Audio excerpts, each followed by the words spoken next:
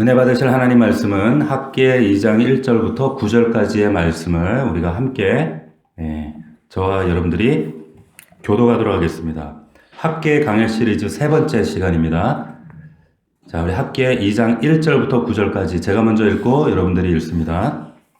일곱째 달 곧 그 달 21일에 여호와의 말씀이 선지자 학개에게 임하니라. 이르시되 너는 이스라엘의 아들 유다 종로 스룹바벨과 여호사닥의 아들 엘리사장 여호수아와 남은 백성에게 말하여 이르라. 너희 가운데 남아있는 자 중에서 이 성전의 이전 영광을 본 자가 누구냐? 이제 이것이 너희에게 어떻게 보이느냐?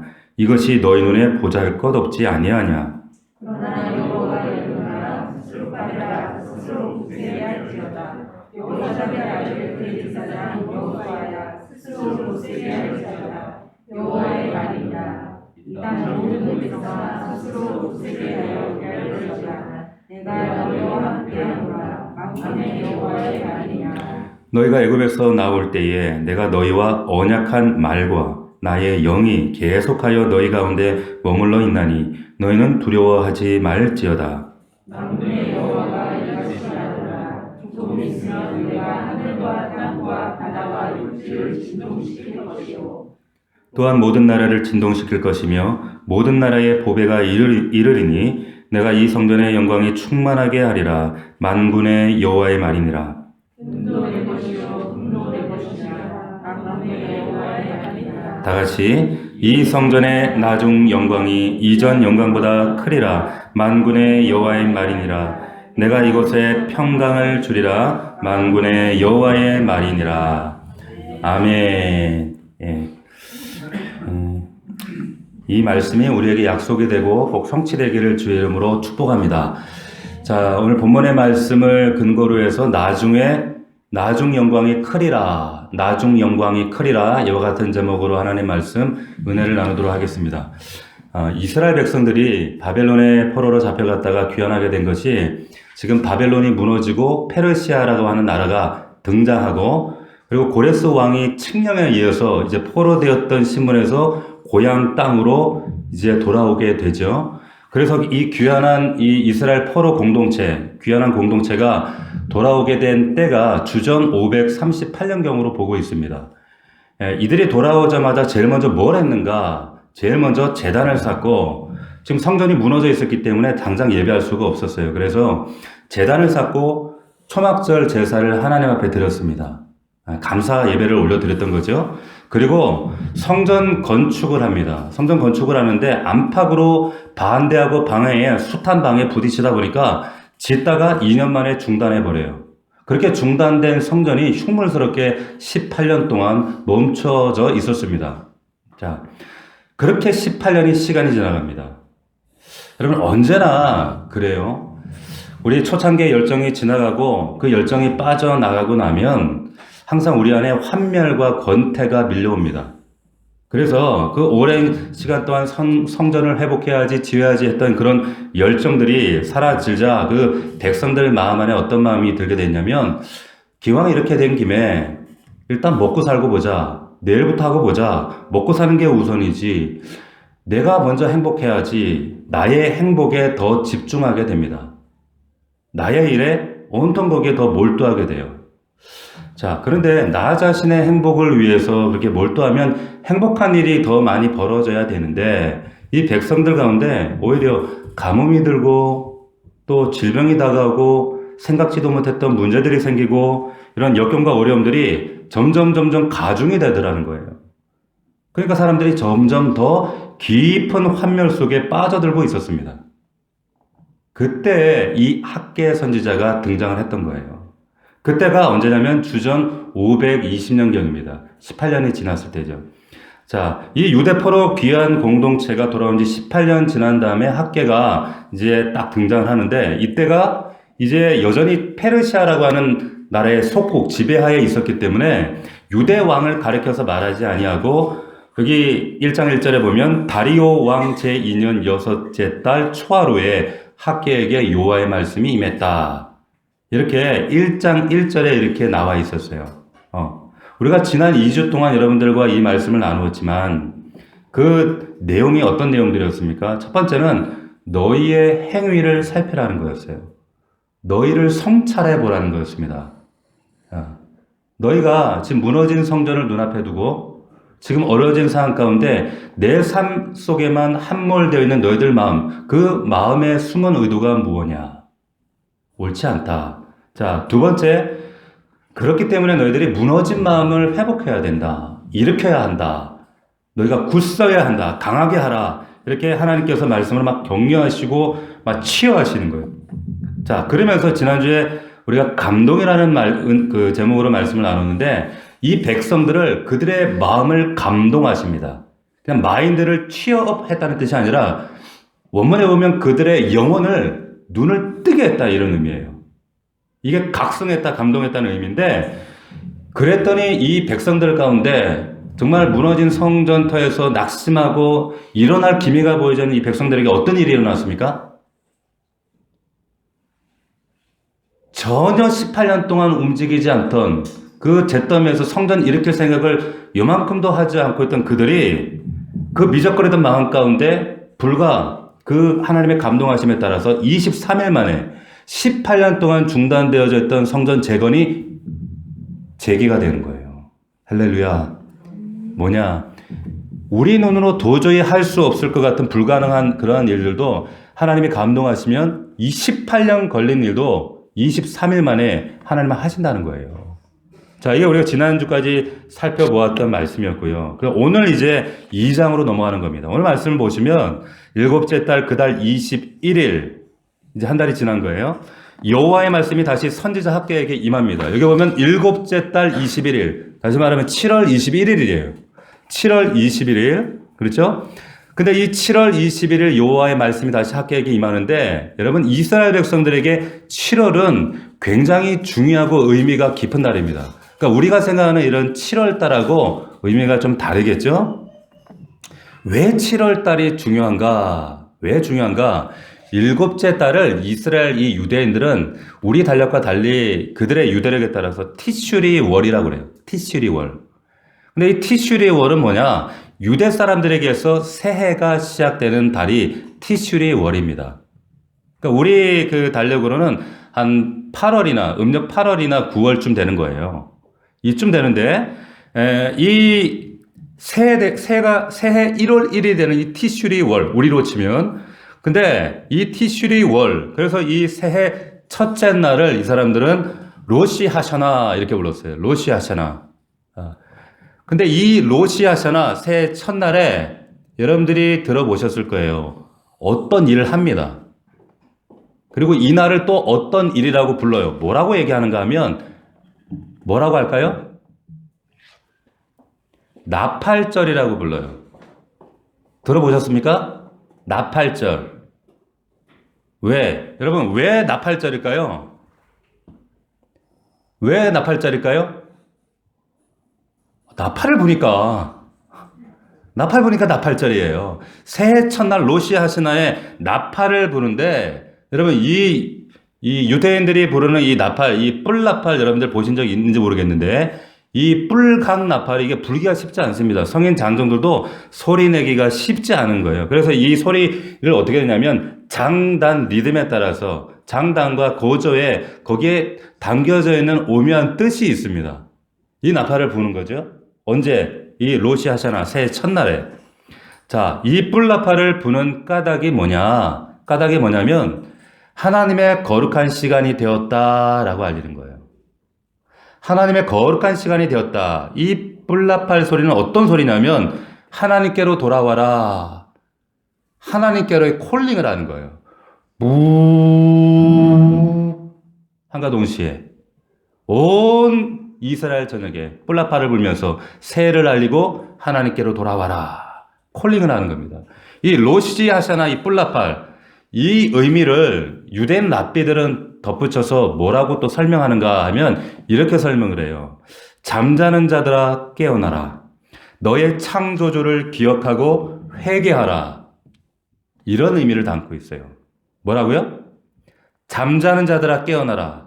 너의 창조주를 기억하고 회개하라. 이 말은 뭐예요? 창조주를 기억하라. 너는 피조물이다 이 얘기예요.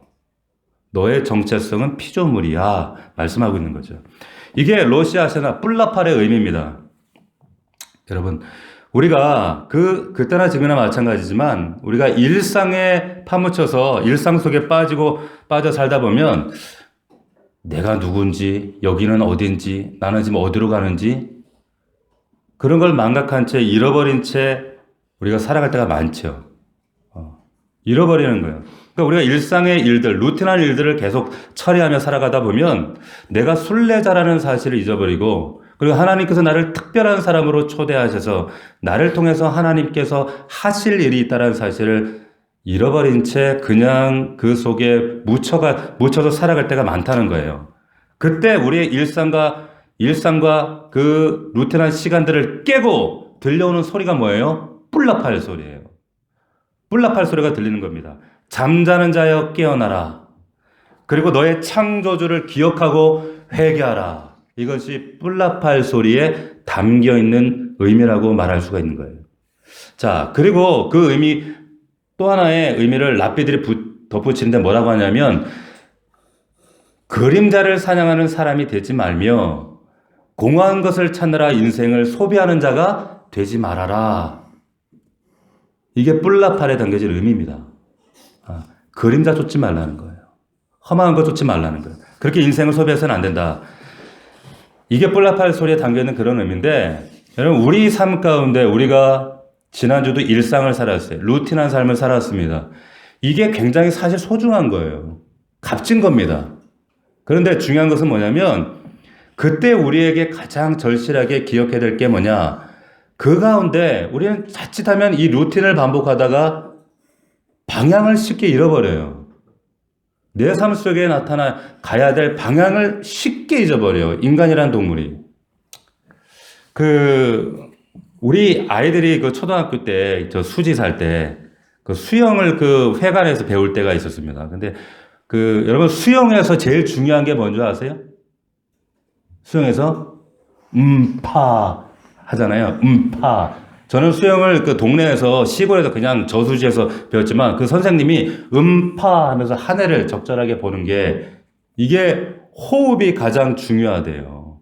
호흡이. 그런데 여러분 결국 이 호흡이라는 건 뭐냐면 일상에 파묻혀 있던 우리가 고개를 돌려서 하늘을 보는 거예요.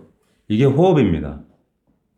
이 호흡과 관련해서 제가 아주 오래전에 가지고 있는 참 감사했던 추억이 하나 있는데 그게 뭐냐면 제가 아주 오래전에 강원도 태백에 가시게 되면 예수원이라고 하는 수도원이 있습니다. 수도원이 있어요. 대천덕 신부라고 아주 유명한 부흥사의 아들이죠. 그분이 세우신 수도원이 있는데 성공회 수도원인데 중세식으로 딱 운영합니다. 기도나고 분위기가 완전히 다른 그런 곳이죠.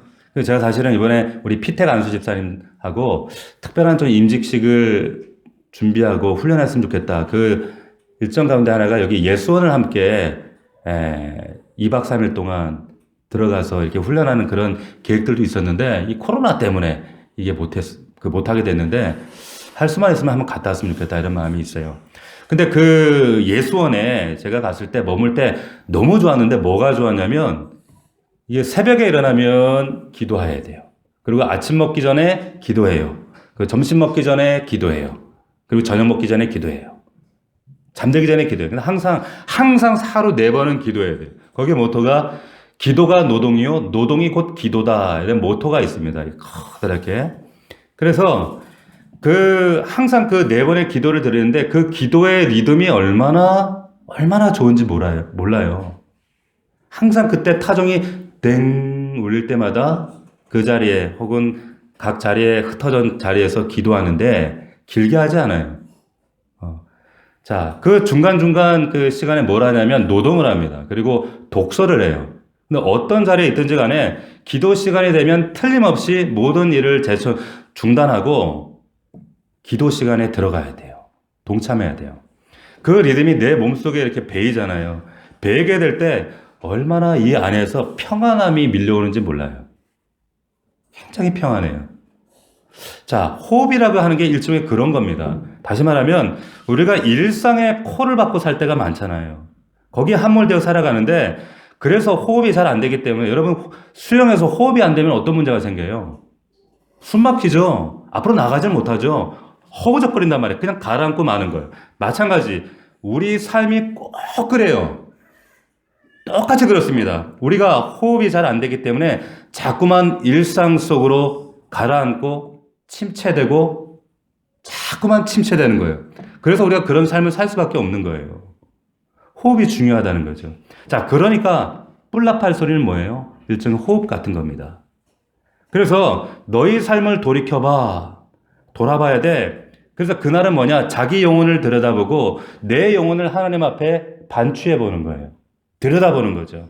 너희 악한 법에서 너희 살던 육신의 그 삶의 패턴에서 이제 나와서 하나님 앞에 너의 모습을 한번 들여다봐야 돼. 호흡해야 돼. 이게 뿔나팔 소리에 담겨있는 뜻입니다. 그런 뜻이에요. 여러분 인간은 기호와 상징을 다루고 살아가는 동물이기 때문에 여러분 그 뿔나팔 소리가 우리를 원점으로 회복시킵니다. 원점으로 돌아가도록 만들어요.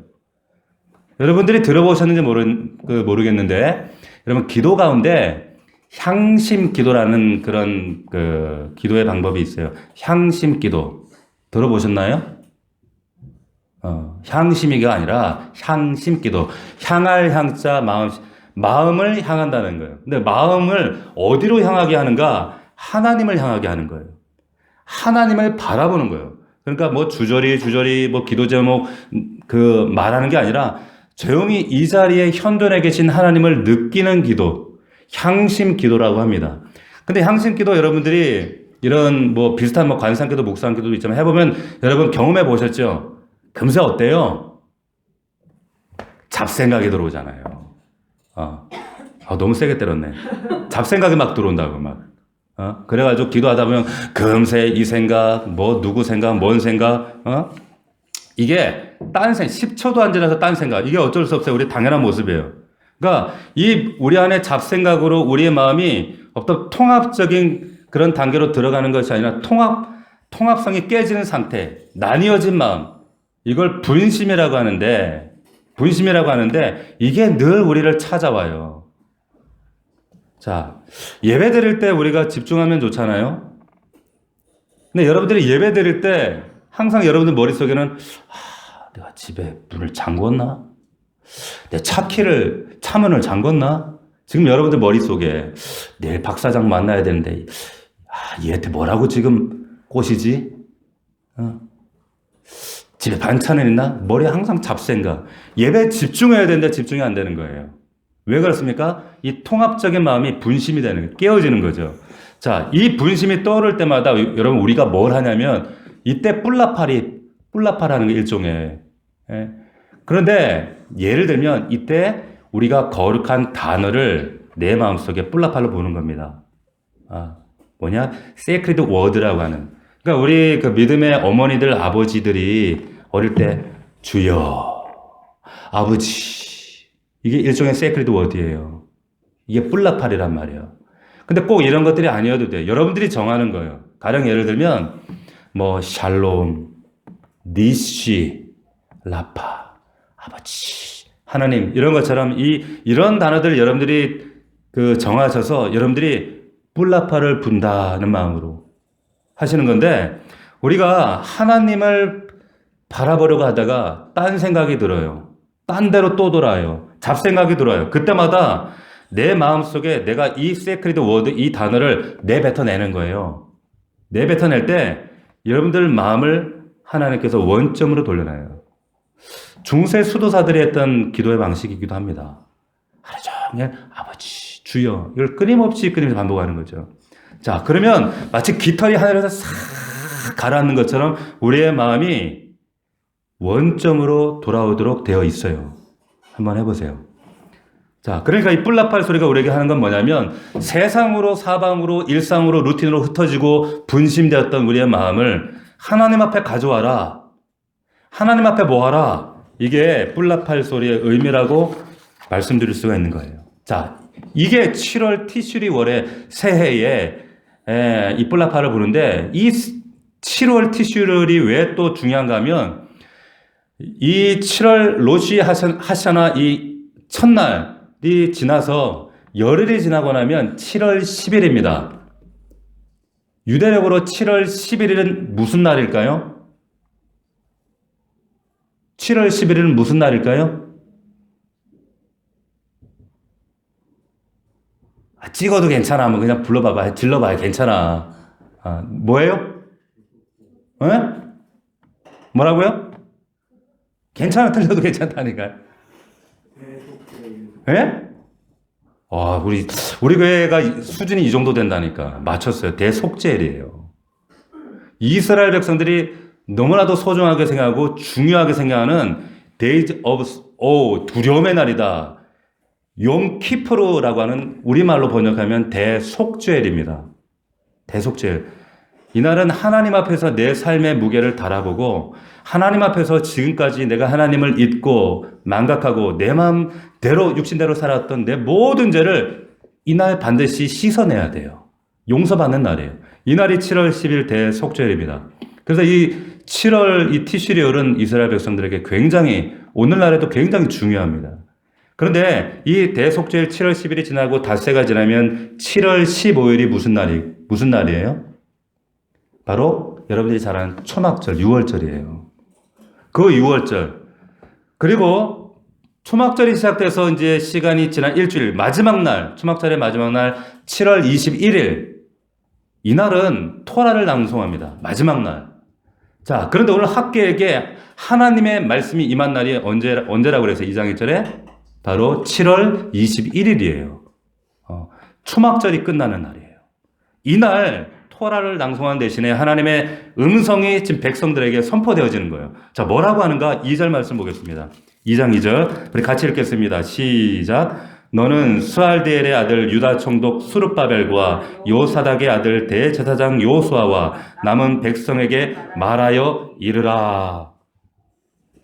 자, 하나님의 말씀이 전파되어야 할 대상들을 구체적으로 읽어가는데 지난주 말씀드렸던 것처럼 지금 수룹바벨 위로부터 가장으로부터 위로부터 아래로까지 지도자로부터 백성 한 사람까지 그리고 제사장 남은 백성들 이 사람들은 하나님의 뜻과 계획 속에 특별히 붙잡고 있는 자들 렘넌트 남은 자들이에요.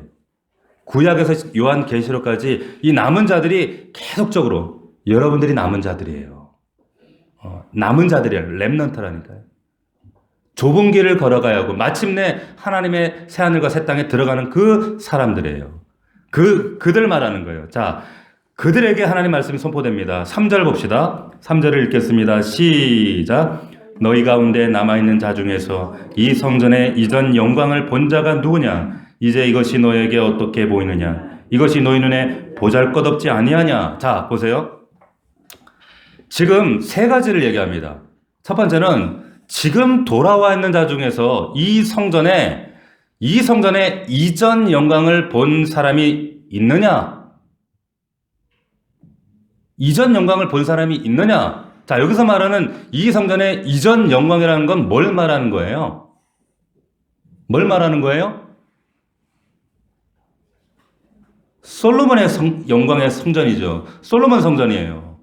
지금 무너져 있지만 이전 영광, 그 성전의 영광은 솔로몬의 성전이죠. 솔로몬이 아버지로부터 여러분 아시는 것처럼 많은 재물을 물려받았어요. 그래서 그 물질을 가지고 성전을 지었는데 열왕기상을 보시면 여러분들 아시겠지만 그 성전의 용모와 풍모와 크기와 그 화려함이 얼마나 대단했던가를 알 수가 있습니다. 어마어마한 성전을 지었어요. 이방 나라들이 막 재물을 갖다 바쳤으니까요. 그러니까 말하자면 다윗 왕국의 가장 황금기 절정에 지금 그때 지어진 성전이었어요. 어마어마했죠. 근데 학계가 그걸 물어요. 학계 입을 통하여. 지금 재건의 삽을, 그 성전은 지금 무너지고 없어요. 재건의 삽을 들고 폐허더미에서 성전의 기초를 찾아가면서 지금 성전을 짓는데 백성들에게 그걸 묻는 거예요. 상처를 둘쑤시는 얘기하는 거예요. 구태 왜 얘기를 할 이유가 없어요. 너희 중에 이전의 영광을 본 자들이 있느냐? 두 번째 질문입니다. 그게 뭐예요? 3절에 너희 가운데 이 성전의 이전 영광을 본 자가 누구냐? 하면서 뒤에 이제 이것이 너에게 어떻게 보이느냐? 어떻게 보이느냐? 뭘 어떻게 보이겠냐? 아무것도 없지. 폐허더미죠. 뭘 얘기하는 겁니까? 지금 잿더미 위에서 지어지고 있는 성전을 얘기하거든요. 지금 뭐 하는 거예요, 이게? 뭐 하는 거예요? 비교하는 거예요. 비교시키는 겁니다. 옛날에 솔로몬의 성전의 그 영광과 그 화려함과 지금 잿더미 성전을 비교하는 거예요. 여러분, 지금 재건의 삽을 들고 폐허더미에서 기초를 찾아가면서 짓는 사람들이 들을 때 마음이 무너지는 얘기 아니에요? 너희 눈에 어떠냐? 너희 눈에 어떻게 보이니? 여러분, 적어도 이거를 비교하려면 여러분, 이들이 지금 바라보는 사람들이 젊은이들일까요? 늙은이들일까요? 나이 든 사람들일까요?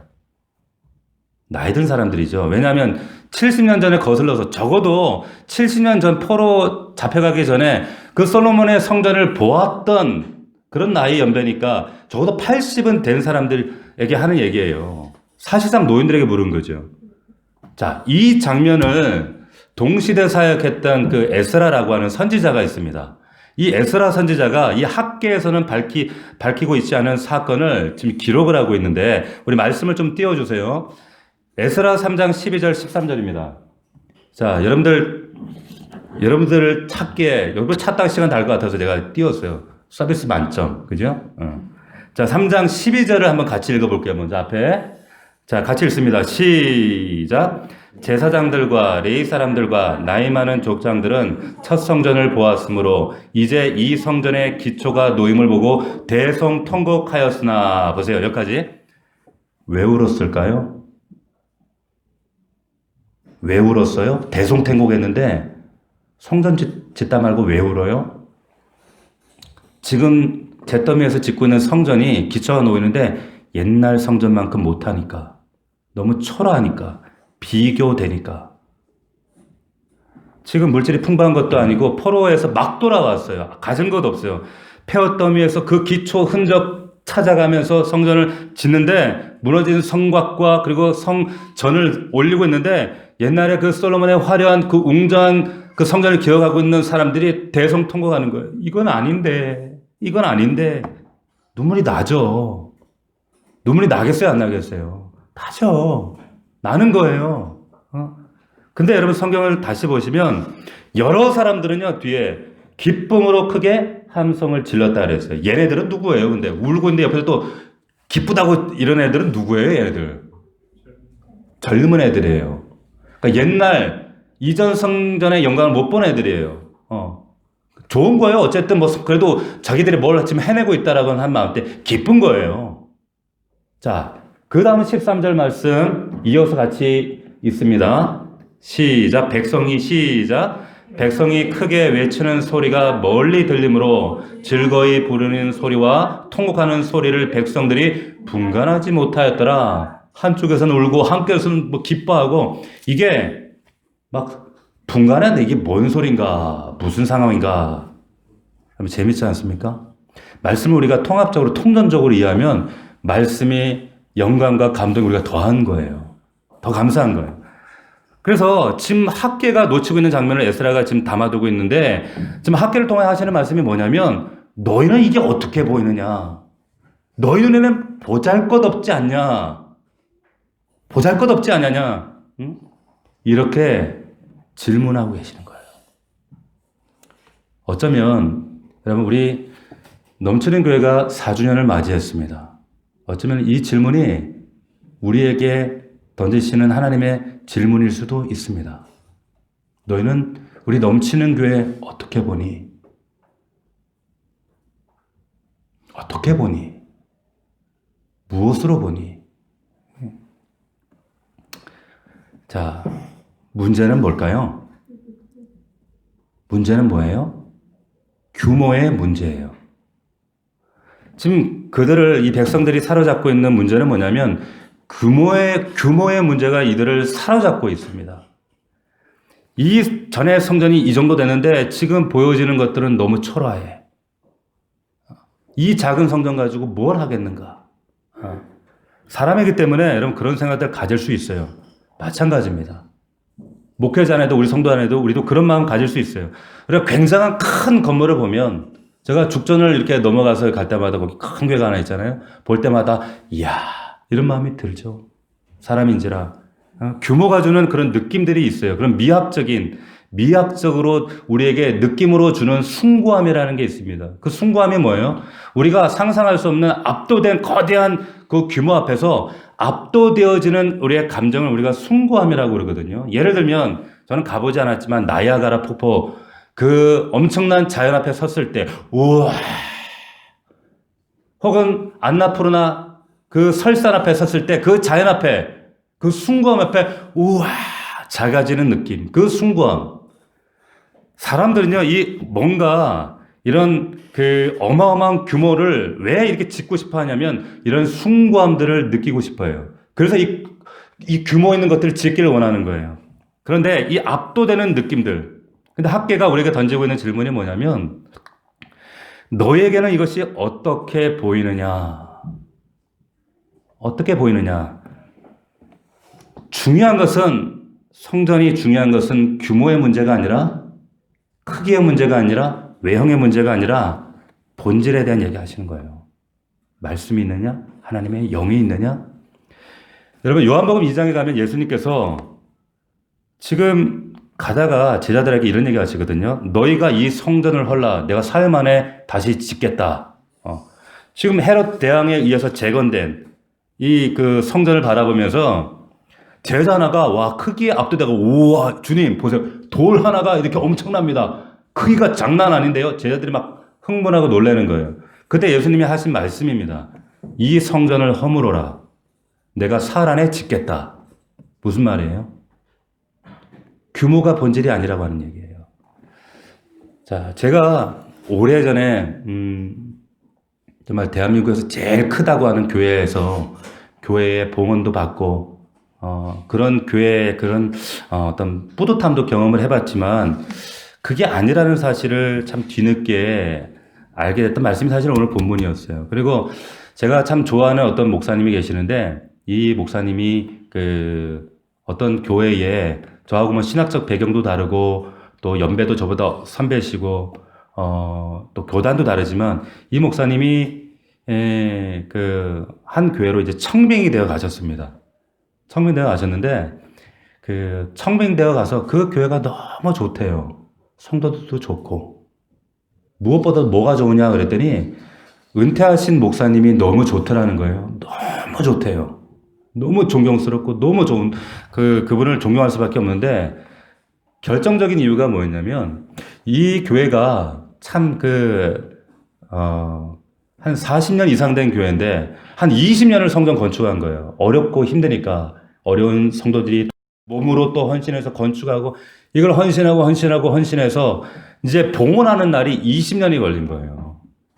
그러니까 봉헌 예배를 드리는데 그 예배가 얼마나 참 가슴 뿌듯하고 야 내가 헌신하고 내가 정말 하나님께 이 내 몸을 드리고 시간을 드리고 내 마음에 건축 예물을 드려서 이 성전이 봉헌될 때 이 감격은 이루 말할 수가 없잖아요. 모든 성도들이 기뻐서 이제 그 봉헌 예배에 참여하는데 그 봉헌식에 그 목사님께서 그 은퇴하신 목사님께서 전하신 그 설교 말씀의 제목이 뭔지 아세요? 제목이 뭘까요? 이 성전을 허물라.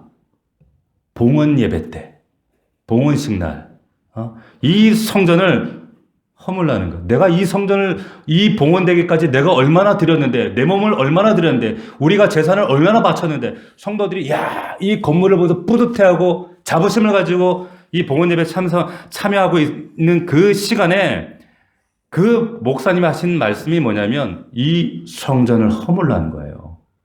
쇼킹한 거죠. 쇼킹하는 거예요. 요지는 이겁니다. 너희들이 스스로 자부하고 뿌듯해하는 이 건물의 외형에 규모에 사로잡히면 그것은 그때부터 우리는 타락이다, 가짜다. 본질은 이 안에 담겨지는 사람이야, 너희야, 너희의 마음이야. 그게 이 설교 말씀의 요지였다는 거예요. 그리고 이 목사님 딱 은퇴하시고요. 교회 뒤도 안 돌아보고 안녕히 계세요. 딱 가버리셨어요. 무익한 종이 칭찬 듣겠습니까? 떠납니다. 안녕히 계십시오. 딱 가버리셨어요. 자, 그 이야기를 듣는데, 야, 정말 귀한 목사님이시구나. 부럽다. 이런 생각이 절로 들더라고요. 규모의 문제가 아니라는 거예요. 예수님께서 마가복음 13장에 보면 이런 말씀을 하면 예수님께서 성전에 들어가는데 제자 중 하나가 우와 주님 이 돌들을 보십시오. 우와 이 건물들 보십시오. 엄청나지 않습니까? 근데 예수님께서 뭐라고 하시냐면 이르시되 너희가 이 큰 건물들을 보느냐? 큰 건물들을 보느냐? 돌 하나도 돌 위에 남지 아니하고 다 무너뜨려지리라 말씀하시는 거예요. 코로나로 지금 교회들이 다 무너졌어요. 여러분 수천 교회가 지금 문 닫은 거 아십니까? 수천 교회가 문을 닫았어요. 주님에게 중요한 것은 여러분 규모의 문제가 아닙니다. 본질의 문제라고 하는 거예요. 하나님의 영이 머물러 있으면 초막이라고 해도 그것은 성전이고요. 하나님의 영이 없으면 아무리 큰 건물, 화려한 대리석은 지은 건물일지라도 그것은 가짜라는 거예요. 그 말씀을 하시는 거예요. 이걸 가르치기 위해서 지금 학계를 통해서 잿더미에서 기초교회에서 교회를 재건해 가고 있는, 세워져 가고 있는, 어쩌면 우리 4주년을 맞이해서 지금 3년 또 1년은 이 코로나라고 하는 이 예상치 못한 이 현실 앞에 새롭게 교회를 우리가 일구어 가야 될 우리 앞에 하나님께서 동일한 메시지를 우리에게 던지시는 거예요. 자, 지금 보고 있냐고. 너희가 이거 어떻게 보고 있냐고. 무엇을 보고 있냐고. 여러분, 이런 교회를 우리에게 도전하시면서 하나님께서 우리에게 주시고자 하는 마음이 뭡니까? 여러분 4절 보세요. 4절 같이 한번 읽어볼까요? 시작. 그러나 여호와가 이르노라 수룹바벨아 스스로 굳세게 할지어다 여호사닥의 아들 대제사장 요수아여 스스로 굳세게 할지어다 여호와의 말이니라 이 땅 모든 백성아 스스로 굳세게 일할지어다 내가 너희와 함께 하노라 만군의 여호와의 말이니라. 아멘. 보세요 여러분 지금 똑같은 구절이 3번이나 반복되고 있어요. 3번이나 굳세게 하라 여호와의 말이다. 굳세게 하라 여호와의 말이다. 누구에게 하시는 말씀이에요? 저와 여러분들에게 하시는 말씀이에요. 굳세라는 거예요. 굳세라. 여호와의 말이다. 일부러 반복을 합니다. 왜요? 강조하려고. 강조하려고. 중요하니까. 확고하게 강조하기 위해서. 굳세게 하라 여호와의 말이다. 자, 너희가 힘을 내야 돼. 굳세야 돼. 규모의 문제 때문에 외적인 것 때문에 우리가 실망할 수 있어요. 우리 어떤 목사가 그래요. 목사님 섬기고 먹이고 이렇게 양육해놓으면 떠나가고 시험 들고 안 나오고 힘들어요. 낙심이 돼요. 정말로 늘 이 지금 잿더미 위에서 성전을 재건하는 이 백성들처럼 목자들의 마음이 그렇더라고요. 근데 하나님이 우리에게 주시는 메시지가 이거예요. 굳세라는 거예요. 작은 규모 때문에 의기소침하지 말고 기죽지 말고 쫄지 말고 당당하게 하나님 앞에 설 때 하나님께서 어떤 일을 시작하시는가 작지만 우리 공동체가 작지만 우리의 역량이 부족해서 우리의 힘이 연약하지만 작지만 작은 시작 그 잿더미에서 재건하고자 하는 작은 시작하고자 하는 그 가능성 그 마음으로 하나님께서 어떠한 일을 할 것인가 보라는 얘기가 하시는 거예요. 여러분 베세다 광야에서 주님이 어떤 일을 하셨는지 아시잖아요. 그 베세다 광야 야 너희 때 떡 몇 개 있니? 지금 5병이요 2개밖에 이거밖에 없는데요. 니네가 줘. 이거 가지고 어떻게 줍니까? 예수님 뭐라고 하셔요? 그거 가지고 시작하라는 거예요. 5병이요 그 작은 거 초라한 거 볼품없는 거 그거 가지고 시작하라는 거예요. 아멘입니까? 이게 우리에게 주시는 학계를 통해서 주시는 우리에게 약속입니다. 이 5병의 기적 어떤 결과를 보게 됩니까? 12강조리가 났고 모든 사람들이 만족하게 되었다라고 하는 결론으로 맺고 있다는 거예요. 교회가 작아서 우리가 역량이 부족해서 우리가 하지 못해요. 여러분 절대 그렇지 않습니다. 그렇지 않아요. 우리 믿음이 작아서 우리가 사는 모양이 이래서요? 아니에요. 하나님은 여러분들 통해서 여러분들의 그 시작하고자 하는 가능성과 잿더미에 있을지라도 하나님께 드리고자 하는 그 중심 때문에 하나님은 약속하세요. 새로운 영광을 준비하고 계시다고. 시작하는 게 중요하다는 거예요. 여러분들이 잘 아는 그 테레사 수녀가 지금 성녀라고 하죠. 가톨릭에서는 그 사람이 캘커타에서 빈민촌에서 이렇게 막 그 먹이고 입히고 이런 일을 할 때 그 어떤 사람이 와서 수녀님, 정말 그래도 그나마 이 가난한 사람들이 많은 인도 땅에 그래도 이렇게 수녀님의 돌봄을 받고 있는 이 사람들은 다 그나마 다행이고 행복한 사람인데 여전히 세상에 고통받는 사람들이 너무 많잖아요. 너무 많잖아요. 지금 우리가 돌볼 수 있는 건 그 많은 사람들 가운데 한 줌밖에 안 돼요. 그 인도에 세상에 고통받는 사람들이 너무 많은데 우리는 요만큼밖에 안 돼요. 안 돼요. 그랬더니 이 테레사 수녀가 하는 말이 맞아요. 맞습니다. 그런데 우리가 하는 일이 마치 겐지스강에서 물 한 컵 떠내는 일처럼 작은 일인데 중요한 건 겐지스강에는 물 한 컵만큼 줄었습니다. 얘기를 했다는 거예요. 여러분, 우리 넘치는 교회가 4주년을 맞이했습니다. 우리 넘치는 교회가 우리 교회를 통해서 여러분 열방을 다 구원할 그런 계획을 하나님 품지 않으세요. 여러분들 그런 착각을 우리가 품는 것 자체가 오류죠. 우리가 우리 교회를 통해서 구원의 문제를 다 감당하고 모든 치유가 우리 교회를 통해 일어나고 모든 역사가 나타나고 그런 생각 스스로 착각에 빠질 필요가 없습니다. 단지 우리가 지금 해야 될 일은 뭐냐면 인도 겐지스 강에서 컵 한 컵까지 물 뜨는 것처럼 그걸 오늘도 시작하는 거예요. 물 그 덜어내는 일을 할 때 그 일을 시작하는 그 마음 시작을 통해서 하나님 뭐라고 하냐, 그거 부끄러워하지 마, 기죽지 마. 그 시작하는 마음이 소중한 거야. 학계에게만 통해서 우리에게 말씀하신 줄로 믿습니다. 그래서 너희들 이 성전 초라하다고 울지 마, 기죽지 마. 왜냐하면 하나님이 뭐라고 말씀하신 줄 아세요? 이어서 봅시다. 내가 너희와 함께함이라. 하나님이 함께하면 적은 거 아무것도 아니라는 거예요. 규모의 문제가 아니야. 이 메시지 속에 만군의 여호와의 말이야. 만군의 여호와야. 만군이라는 뜻이 뭐라고 했습니까? 싸우신다는 거예요. 우리 안에 있는 이런 핑계와 두려움과 낙심, 이 마음을 싸우시는 하나님이야. 이 얘기를 하고 계시는 거예요. 아멘입니까? 그러면서 오전에 뭐라고 또 약속하시는가? 5절 말씀을 우리가 함께 읽겠습니다. 시작. 너희가 애굽에서 나올 때에 내가 너희와 언약한 말과 나의 영이 계속하여 너희 가운데 머물러 있나니 너희는 두려워하지 말지어다. 아멘. 출애굽할 때 너희와 함께 했던 나의 말씀과 하나님의 말씀과 나의 성령이 너희와 함께 있어. 두려워하지 마. 이게 본질이야. 이게 본질이야. 두 가지가 함께 있어. 말씀과 하나님의 영이 있기 때문에 여러분 에스겔 선지자가 그 하나님의 비전을 보잖아요. 비전을 보는데 깜짝 놀랐던 게 뭔지 아세요? 성전에서 하나님의 영이 동쪽으로 이동하는 모습을 보거든요. 그랬더니 그 성전에 형태만 남는 거예요. 자, 아무리 근사한 건물을 지어놓고 있다 할지라도, 아무리 근사한 사람들이 모였다 할지라도 그 안에 복음이 없고 하나님의 말씀이 없고 하나님의 성령이 없으면 아무리 큰 건물이 있어도 가짜입니다.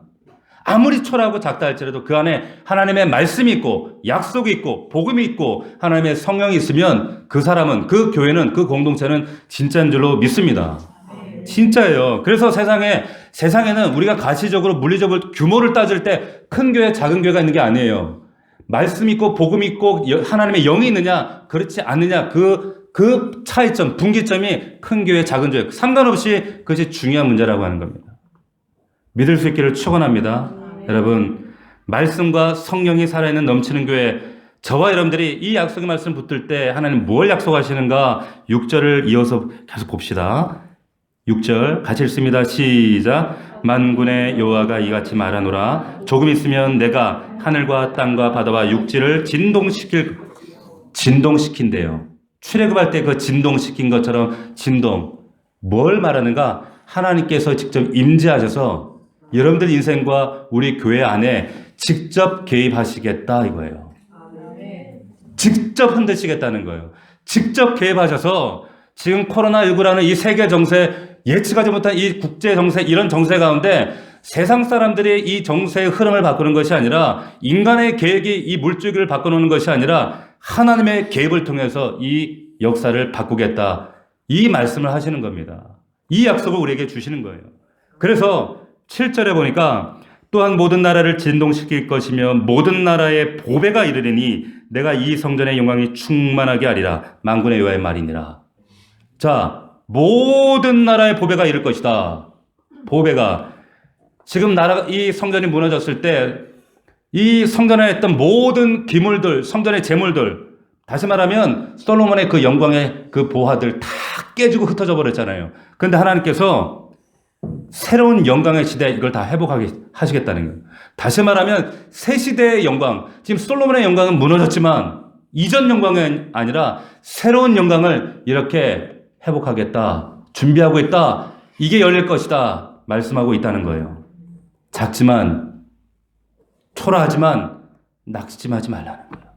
이게 학계를 통해 이스라엘 공동체에게 주시는 말씀이고 4주년 지금 우리가 4살을 맞이하는 우리 넘치는 교회 하나님께서 주시는 위로하시고 격려하시는 말씀입니다.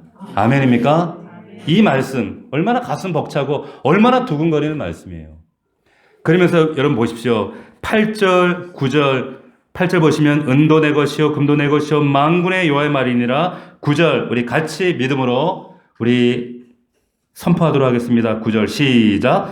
이 성전의 나중 영광이 이전 영광보다 크리라. 만군의 여호와의 말이니라. 내가 이곳에 평강을 주리라. 만군의 여호와의 말이니라. 아멘. 만군의 여호와의 말이니라. 세 번씩이나 마치 마지막 성령을 반복하는 것처럼 당신이 일으키실 이 사건이 틀림없이 일어날 수밖에 없는 분명한 사실임을 확실하게 확정짓기 위해서 너희들이 지금 초라해 보이는 성전 앞에, 잿더미 앞에 이런 현실이 있을지라도, 가정과 삶 속에 이런 문제가 있을지라도, 그러나 은도 나의 것이고 금도 나의 것이, 이 모든 영광을 가진 내가 이 영광을 너희들 앞에 나타낼 것이다, 증거할 것이다, 우리에게 약속해주고 있습니다.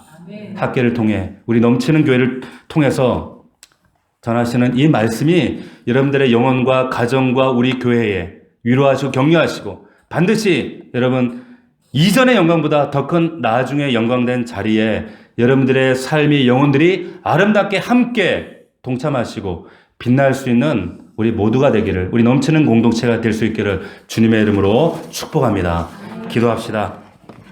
1분간 우리 기도합시다. 하나님, 약속하신 이 말씀 꼭 내 영혼의 것이 될 수 있도록, 우리 가정에 우리 자녀들의 소유가 될 수 있도록 도와주시옵소서. 이 자리에 예배하는 우리 모든 성도들과 또 가정에서 카카오 TV로 예배하는 우리 모든 성도들, 구절의 말씀대로 이 성전의 나중 영광이 이전 영광보다 크리라. 나중 영광을 하나님 주목하게 하옵소서. 그 영광 가운데 동참하게 하옵소서. 아버지 축복하옵소서. 우리 그런 마음으로 하나님 앞에 간절한 마음으로 기도하겠습니다. 기도합시다. 살아계신 아버지 하나님 감사합니다. 주님 은혜를 생각할 때 감사합니다.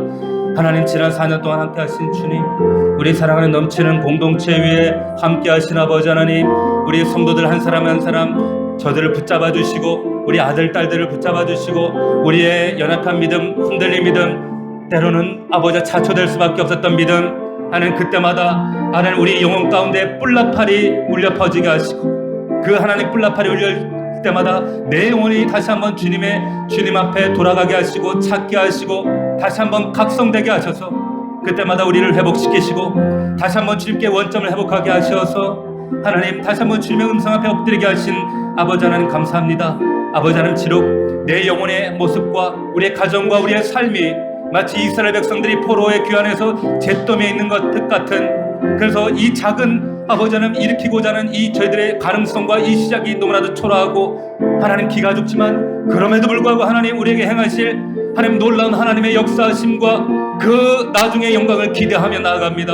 아버지 하나님 믿음으로 나아갑니다. 아버지 함께 하옵소서. 아버지 우리 사랑하는 넘치는 교회, 우리 사랑하는 성도들, 우리 집사님들, 우리 사랑하는 자녀들 한 사람 한 사람 이 영광에 동참할 수 있도록 도와주셔서 하나님 이 자리에 이 성전을 통하여서 아버지 하나님 하나님 나라의 일꾼이 나오게 하시고 믿음의 영적 거장들이 나게 하시고 아버지 경제계, 아버지 하나님의 정치계, 아버지 의료계 각 분야마다 하나님 나라의 거룩한 하나님의 말씀과 성령이 충만한 하나님의 거장들이 나올 수 있도록 은혜를 더하여 주시옵소서. 이전 영광보다 나중 영광이 크리라. 우리 넘치는 공동체를 통하여 하나님 나라의 놀라운 일들을 보게 하여 주시옵소서. 역사들을 꿈꾸게 하옵소서. 하나님 이루어 주시옵소서. 내 육신대로 살던 내 모습들 주님 앞에 내려놓을 수 있도록 도와주시옵소서. 아버지 나를 붙들어 주시옵소서. 내 영혼을 붙들어 주시옵소서. 아버지 하나님 도와주시옵소서.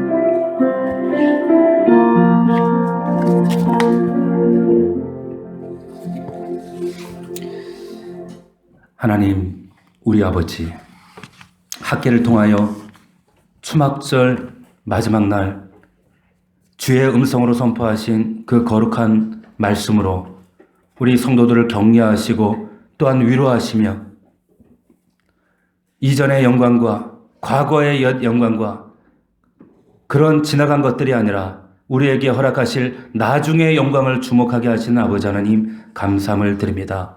지난 4년간 우리와 동행하시고 넘어질 때도 많았고 실수할 때도 많았고 실패할 때도 많았지만 우리를 세우시고 만지시고 거룩하게 조성해 주신 아버지 감사함을 드립니다. 부족한 종과 함께 주의 나라를 일구어 나가는 우리 사랑 넘치는 성도들 한 사람 한 사람을 축복하여 주십시고 그 나중 영광에 동참하는 믿음의 동지들이 될 수 있도록 아버지 축복하시고 저들의 삶 가운데 날마다 하나님의 뿔나팔 소리를 들으며 내 영혼의 그 호흡을 느끼며 다시금 그 하나님 앞에로 원점을 회복하는 그래서 정말 하나님을 기억하며 바라보며 우리의 영혼을 다시 한번 날마다 소생시키는 우리 믿음의 종들이 되어서 그 하나님의 복된 자리에서 믿음의 정말 반열에 굳건히 설 수 있는 우리 사랑하는 넘치는 귀한 가족들이 다 될 수 있도록 아버지 축복하여 주시옵소서. 가정에서 예배하는 우리 모든 성도들 또한 원근 각자 흩어져 있는 성도들 또한 이 현장에서 함께 모여 예배하는 성도들 하나님 축복하여 주시옵시고 이 나중 영광을 간증하며 체험하며 누리는 모든 믿음의 가족들이 될 수 있도록 인도하여 주옵소서. 감사드리며 예수 그리스도의 이름으로 축복하며 기도 올려옵나이다. 아멘.